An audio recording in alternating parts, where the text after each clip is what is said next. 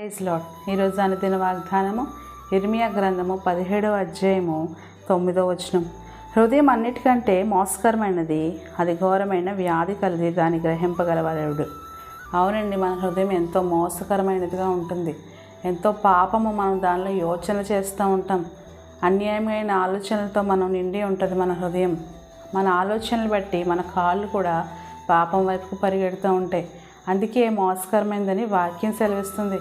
కానీ మనం నిజమైన దేవుణ్ణి, యేసుక్రీస్తుని మన సొంత రక్షకుడిగా అంగీకరించినప్పుడు, ఆయన రక్తంలో మన పాపములు మనం కడుక్కున్నప్పుడు మన హృదయంలో ఉన్న వ్యాకులమును, పాపము అంతా కడిగివేయబడుతుంది. మన హృదయంలోకి చెప్పనాశక్యమును, మహిమాయుక్తమైన సంతోషం వస్తుంది. మనం పాపాన్ని విడిచిపెట్టినప్పుడు మనకి ఎంతో గొప్ప విడుదలను ఆయన దయచేస్తాడు. కాబట్టి ఈ వాక్యం ద్వారా దేవుడు మనల్ని దీవించునుగాక. ఆమేన్.